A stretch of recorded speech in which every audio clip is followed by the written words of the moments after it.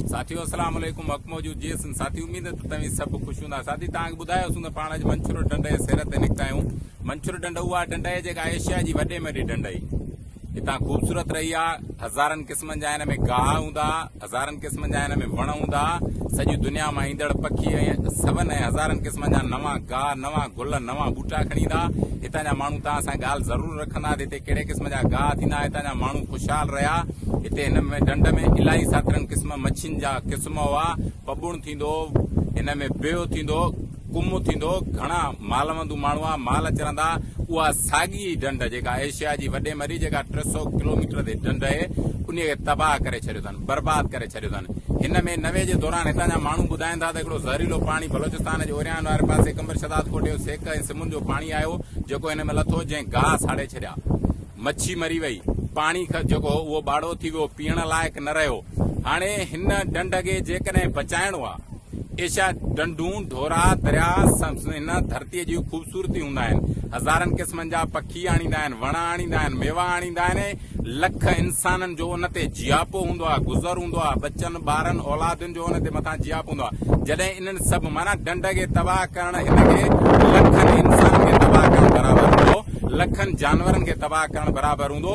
हिन पासे आयो आहियां। हिते जेका वॾे में वॾी ॾुखियाई आहे, उहा माण्हुनि खे पाणी पीअण जी आहे। हिते ढंढ में त तव्हांखे पाणी ज़रूरु ॾिसणु ईंदो, पर इंसाननि ऐं जानवरनि पीअण लाइक़ु न आहे। त हिन खे तबाह कंहिं कयो। हिन लाइ हज़ार क़िस्म जा मनसूबा जुड़िया आहिनि। RPOD समेत अलाए केतिरियूं ढंढूं ठहियूं, तरीक़ा ठहिया, बिल पास थिया, पैसा आया, पर कमु को बि कोन थियो। ढंढ जो पाणी मिठो न थियो, मच्छी जी ज़िंदगी मोटी न आई, ख़ूबसूरत गाह हिन में पैदा न थिया, इंसाननि जे ज़िंदगी में कंहिं बि क़िस्म जो को बि फ़र्क़ु न आयो। हे असांजो सवाल आला इदारनि खां आहे। हे असांजो सवाल हिन ढंढ ते जेके बि जेतिरनि क़िस्मनि सां कमु था कनि उन्हनि खां आहे त हिन ढंढ खे जेकॾहिं पाण बचायूं त कीअं बचायूं। हीअ असांजे सिंध जी तारीख़ जो वॾे में वॾो छा चऊं, सितम ज़राफ़ी चऊं, जेको चऊं उहा आहे जो अहिड़े क़िस्म जा कुदरत तरफ़ां असांखे जेके मिलियल आहिनि, जेके नेमतूं, उहे तबाह थियूं थियनि। ढंढ तबाह न थींदी, इंसान तबाह थींदा। त हिन खे बचायूं पाण कीअं? इहो सवाल तव्हां सां बि आहे, इहो सवाल मूं सां बि आहे, इहो सवाल हर इंसान दोस्त माण्हू सां आहे त असांखे मंछूर बचाइणी पवंदी।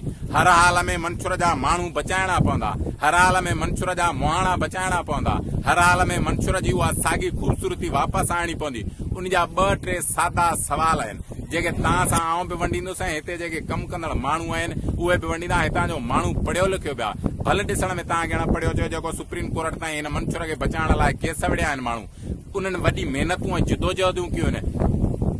साथी, असांजो इहो आख़िर सवाल तव्हां सां हूंदो त मंछूर हर हाल में पाण खे बचाइणी पवंदी जेकॾहिं सिंध बचाइणी आहे त।